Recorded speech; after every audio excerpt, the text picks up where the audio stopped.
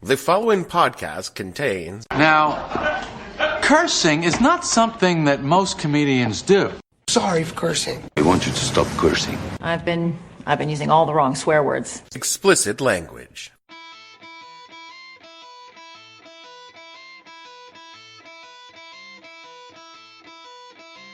Hello and welcome to the podcast that asks a simple question.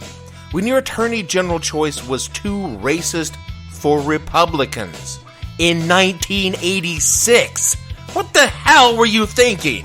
I'm your host, Dave Bledsoe, and this is a Friday, November 19th, 2016, Amerika ÜBER Alles edition of the show, where we talk about Obergruppenführer Bannon and the boys from Breitbart.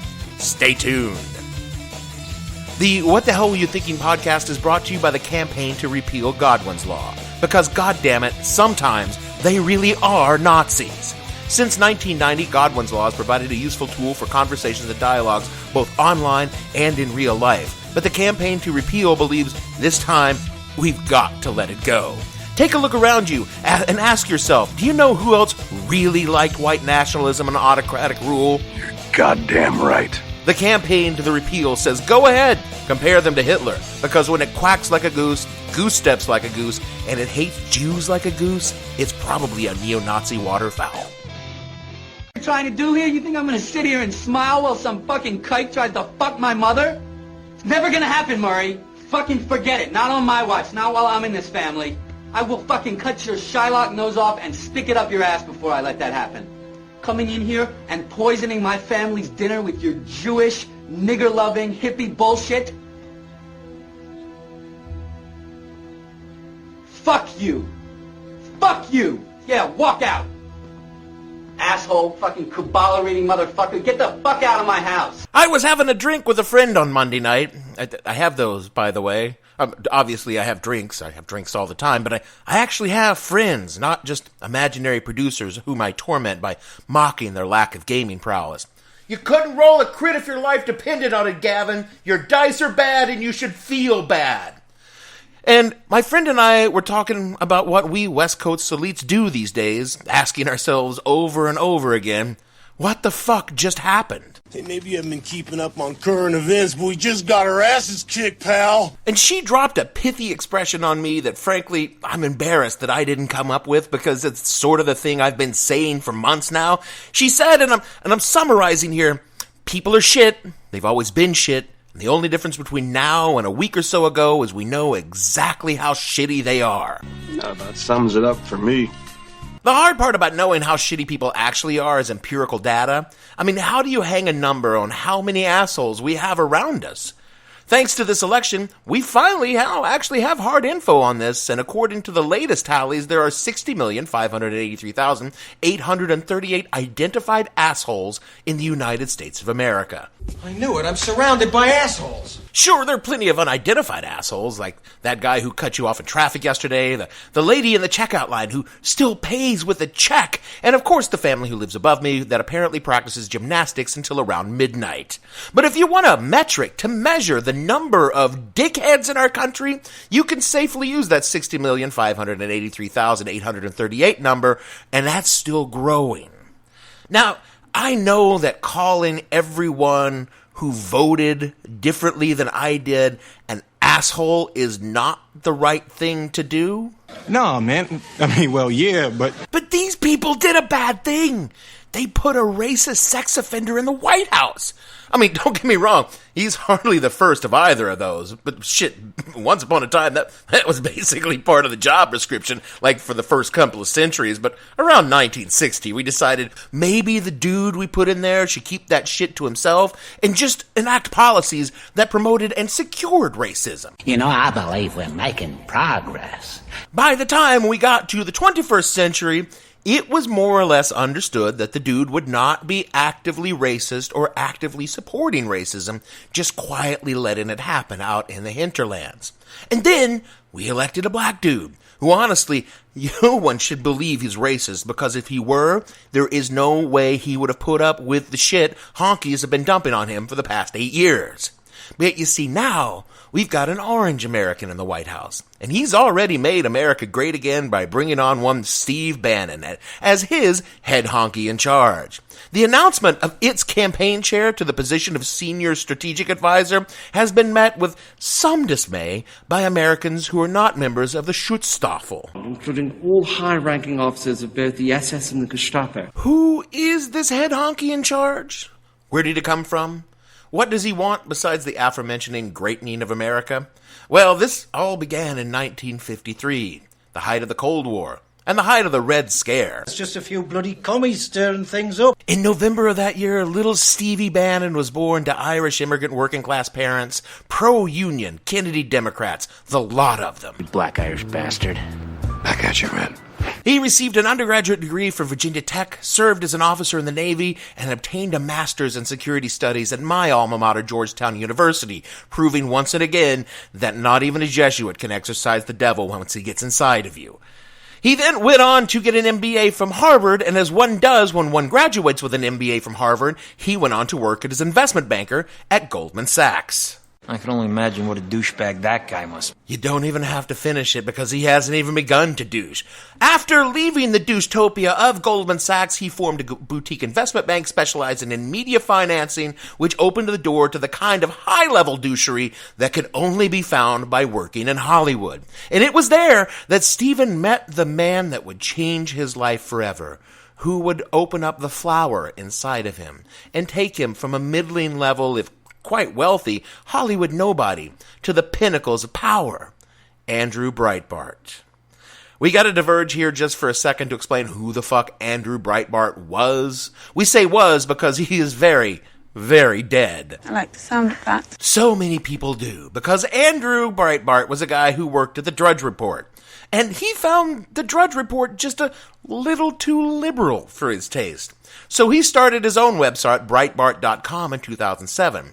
Breitbart was the kind of place that makes Fox News seem like ABC World News Tonight in terms of balanced coverage. It was filled with firebrand conservative reporting and not a little bit of gossip mongering. I mean, I guess you really have to think of it as Gawker without any ethical constraints and a hard right-wing bias. That sounds awful. Oh, it was awful then, but it's gonna get so much worse. Because in February of 2012, Andrew Breitbart dropped dead of a heart attack in Los Angeles. But you guessed it, conspiracy theories link his death to everyone from George Soros to, of course, Hillary Clinton.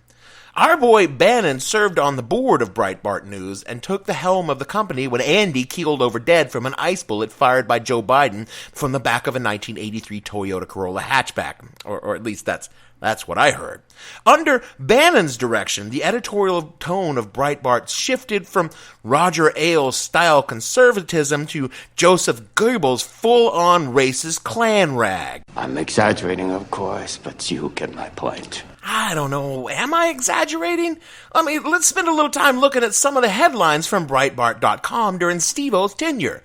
Bill Kristol, Republican spoiler, renegade Jew. Hoisted high and proud, the Confederate flag proclaims a glorious heritage. Teenage boys with tits. Here's my problem with Ghostbusters.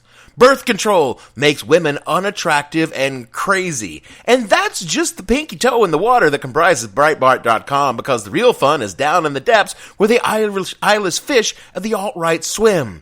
Bannon's Breitbart provides a safe, warm place for hate to flourish, to breed, and make little baby hate. Oh, and make little baby hate they have, because since Election Day, the Southern Poverty Law Center has documented more than 400 incidents of attacks, great and small, against minorities, women, gays, and, in general, Clinton supporters. I mean the swastika. You know, everything old can be made new again. Has made a Chicago Cubs-style comeback, and it's cropping up all over the country as happy Trump supporters show their affection for their leader by slapping the crooked cross anywhere it seems appropriate, like college dorm doors or movie posters, baseball dugouts, on people's cars. You know, the sort of place one paints a swastika when you really want people to know what you think of them. There's even something for the kids in New America, with chants of, quote, build the wall, unquote, breaking out in school lunchrooms across the country. And you know the best part? It's not just down south where one expects these things to happen. It's everywhere. A huge number of these has happened in blue states or swing states or states like Arizona where Democrats did better than usual this year. And I think the message our friends in the alt-right are trying to communicate is... people should know when they're conquered. I gotta admit, I didn't want to believe this was actually happening. I was suspicious since so many of these were coming in on social media, and social media tends to make shit up to fit the moment, and people were desperately afraid this would happen, so I wasn't thinking that the evidence was conclusive, but now I've got law enforcement reports to back me up, and actual news organizations are carrying the story, not just liberalfearpit.info. Don't go there. It's not good. And we've no reliable baseline to say these numbers are greater than they were before that thing's election, but they offer a disturbing vision of what America might be for the next 4 years of the alt-right ascendance. And now it's springtime for Hitler and Germany. Deutschland is happy and gay. We're marching to a faster pace. Look out, here comes the master race. Springtime for Hitler and Germany. Is Steve Bannon a racist, misogynist, anti-Semitic prick, or does he just use them for clicks and ratings? Is he the mastermind behind the most virulent anti-American statements, or was he drawn to Trump by those statements? That's the debate raging across the media at the moment, and I'm here to say unequivocally... But it doesn't matter! It just doesn't matter! It just doesn't matter! Is he the racist chicken or the Nazi Twitter egg? Who fucking cares? He gave them voices, legitimacy, and power. If I walked into a third grade class handing out bottle rockets and matchbooks, does it matter if I intended the bottle rockets to be used outside after the school is on fire? The same theory applies with Bannon and the alt-right. God, I feel like I said this all through the election, and here I am saying again after the elections because apparently it just didn't get through. And I'm told I need to reach out to the supporters of that thing and hear their words rather than the rhetoric of its campaign. And I've been listening to NYC's call-in shows and where they're speaking with that thing's supporters, and they all repeat the same mantra. I thought what it said was awful, but... But what? I mean, you better have some pretty fucking big after that butt. I mean, you best back that butt up. But you know what I do here? Can you guess? Around 90% of the time, the words that come after butt are vaguely racist, and the other 10% are actually fucking just full-on racist. And it starts with immigration, and it moves on to jobs, and then it winds up with crime, and it seems white folks ain't doing none of that, even though they all fucking live in white neighborhoods, and the motherfuckers stealing their cat's food dish to sell for heroin are all fucking white. You want to tell me again how that shit gets hung on minorities and what he said was awful, but there's no fucking but. What he said was awful, period. Sit down, shut the fuck up because your racist, xenophobic ass doesn't get to say anything after you say but. Sorry, I promised myself I wouldn't rage. Back in episode 74, I did a whole show about the alt-right, who they were, what they believed in, what they wanted, White power! and their vision for a whiter America.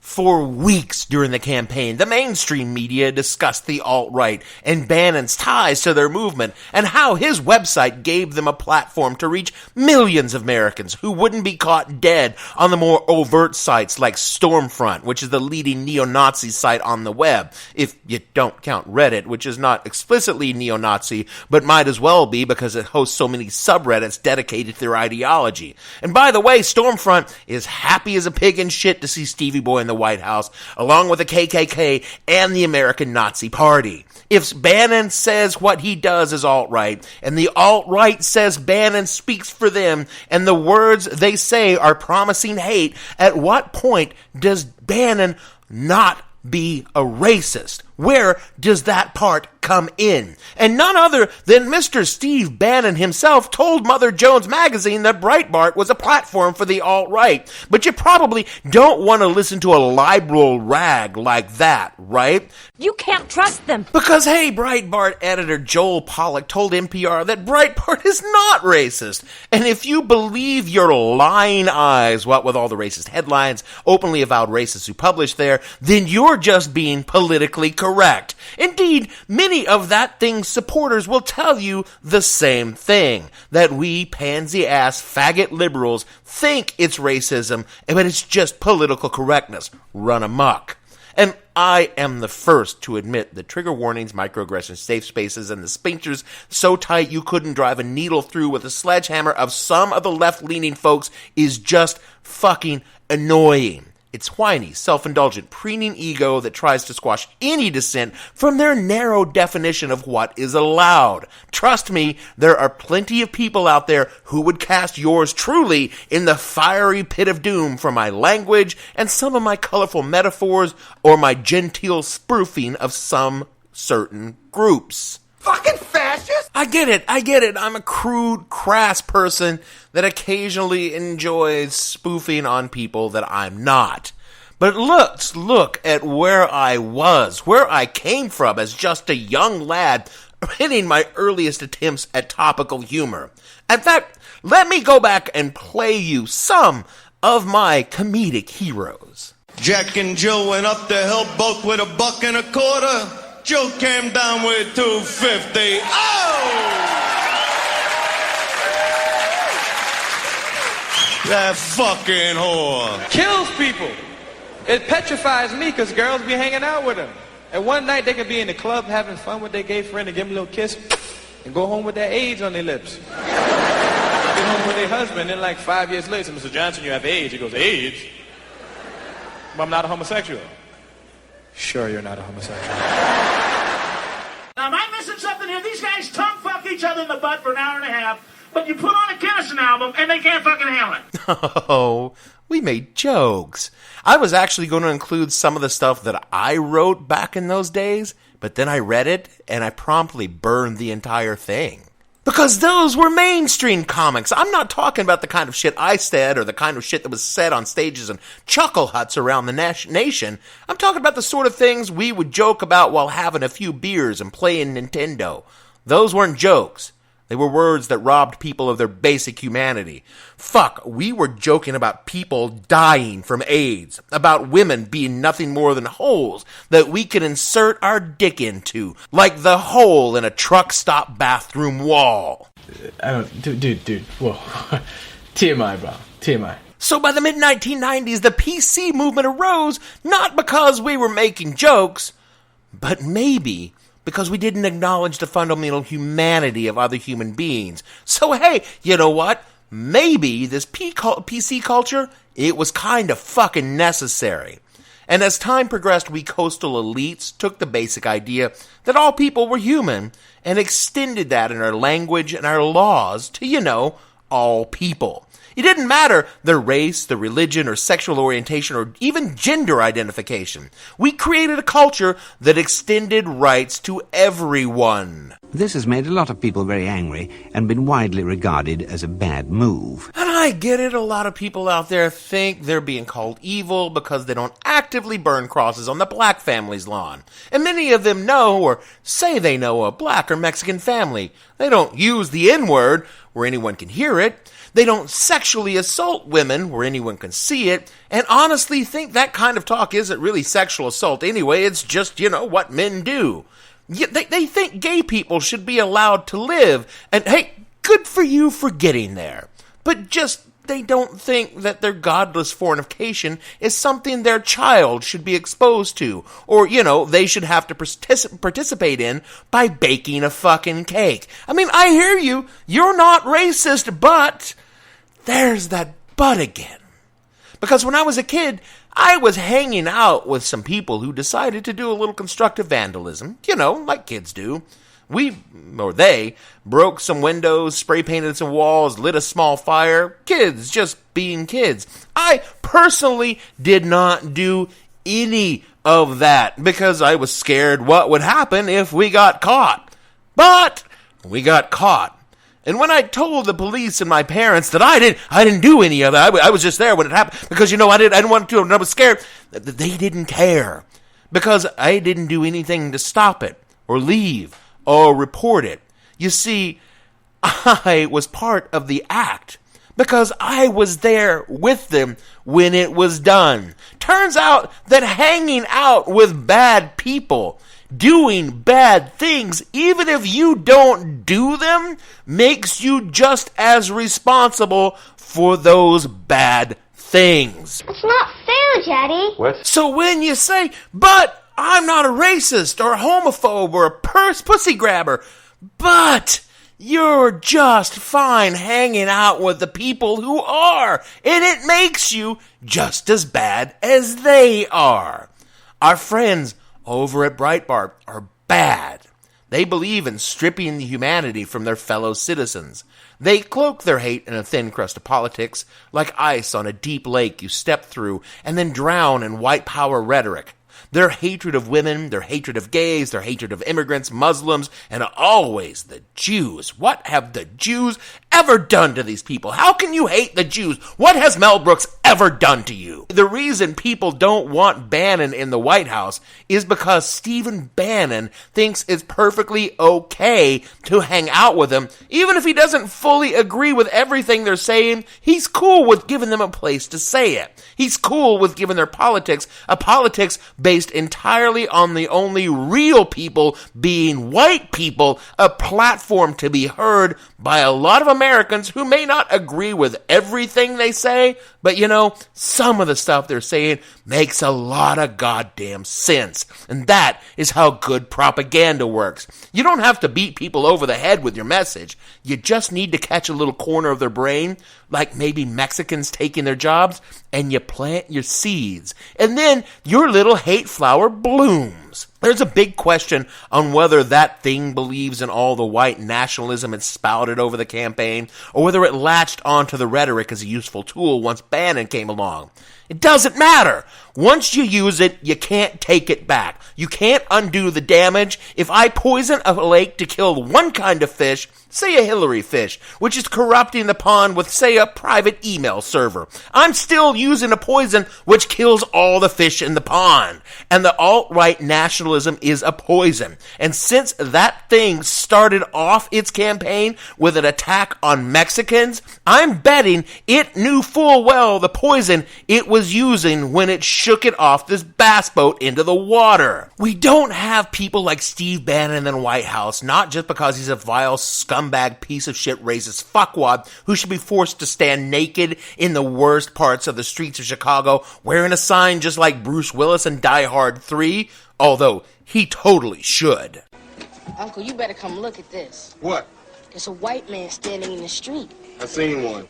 Not like this. We don't have them in the White House because he's infecting the country with a kind of blasé racism that says it's okay to put up with a little hate so long as it helps you personally. And that, friends, is where we come back to your butt. You say you don't agree with Bannon and the alt-right. You say that it was wrong for that thing to say the things it did about Muslims, women, and African Americans. But you voted for it anyway.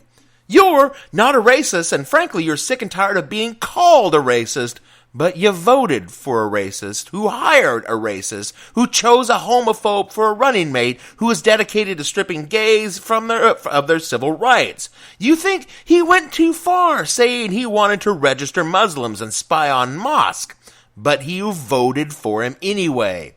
You don't really think we should round up immigrants and break apart families, but you voted for a guy who said he would do that anyway. You love and respect your women. You would kick a guy's ass who messed with your wife and daughter, but you voted for a guy who would grab them by the pussy anyway. You knew all of this, and you voted for him anyway. And you expect me to sit here and say, wow, I guess all they really wanted was change. Yeah, I think I see the change you wanted. I think I see it spray painted on the walls of a softball dugout, or carved into a dorm room door where a Jewish woman lives. I think your change is busy ripping the hijabs off Muslim women on a bus. I think your change is marching around a Latino kid in a middle school lunchroom shouting, "Build a wall." I think your change is on Twitter, sending journalists photoshopped images of the kids being shoved into concentration camp ovens. I think your change is calling a woman's house in the middle of the night, telling her it's coming to rape her because it's Trump's America and you can do what you want to women. I think your change is going to be setting a couple of doors down in the White House from the Oval Office, whispering the latest idea from the Klan or the American Nazi Party into the ear of a president who is so fucking stupid it does whatever the last person it talked to said it should do. I think your change is fascism, and it finally came to America just like we were always warned it would. It's draped in a flag and carrying a goddamn Bible. But no, you aren't a racist, and you're offended that I just called you one. And maybe you're pissed that I've just called you a name you hate. Maybe you don't like that I refer to the president-elect as it or that thing, denying him his fundamental humanity. I guess what I would say is stop being so politically correct. It's only words. Man up, Nancy, and stop being such a faggot because words don't hurt anyone, right? Maybe you think it's wrong that I compare the alt-right to Nazis. After all, this isn't Germany, and it's not the 1930s, and Steve Bannon isn't Goebbels. It's true because Joseph wasn't a bloated Pepe squatting on a fetid lily pad in a shit swamp of the internet. He was a professional evil genius. Bannon is a two-bit huckster with some money and a hard-on for tax cuts for him and his rich friends, and the racism is just a bonus. Maybe you're right. Maybe I'm being unfair. After all, they haven't even gotten into office yet, right? So I'll make you this deal. If you and your government don't act like Nazis, I will refrain from calling you Nazis. But I'm betting that I'm going to need to spend a lot of time with research books on the Third Reich because it looks to me like you and your pals that says, "But you're not a racist," are starting a fourth one right here in my country, and I will be goddamned if I'm going to let that happen. Finally, I've got a message for all of you out there that didn't even bother to show up a week or so ago. A lot of you who just really just want to go along to get along. You're not political. You don't care. You just don't. You're not part of all of this. I get that. I get that. I understand. I've been there. I've sat out an election or two. But let me close up with this. At the end of World War II, when the Allies occupied Germany, you know what they heard over and over again? Nicht Nazi.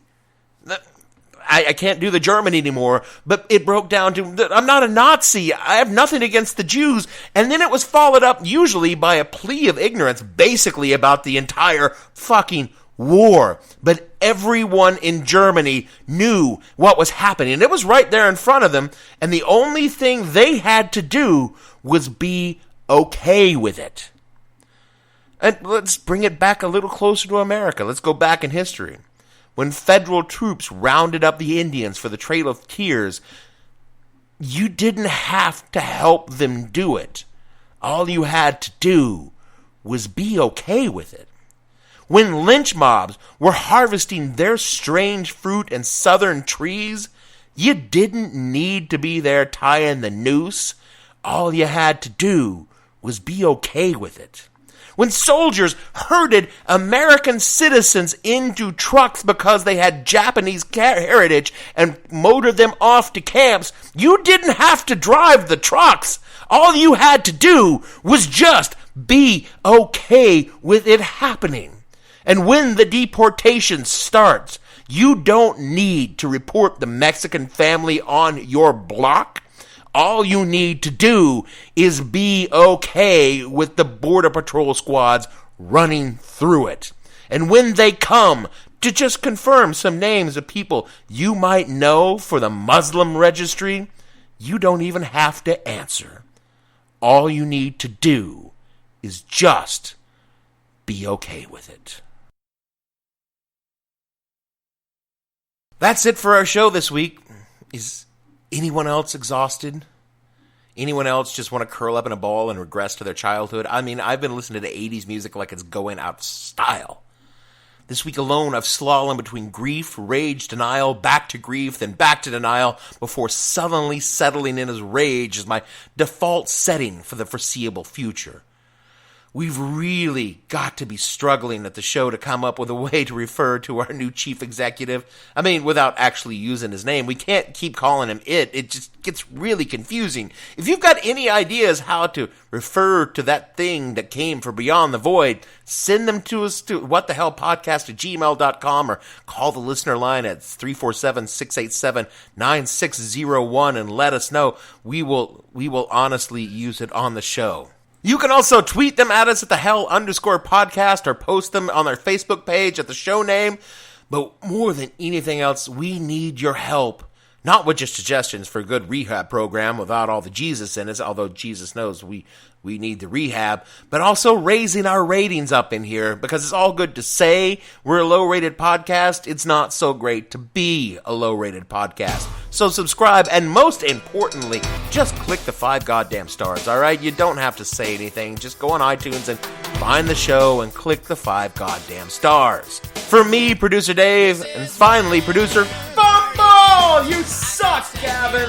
And all the other fictional people on this show, we want to say we're no longer working in the closing song because it's too goddamn hard and it's a lot of work, and this show takes a lot of work anyway, and it's easier just to play ourselves out. We'll see you all next week.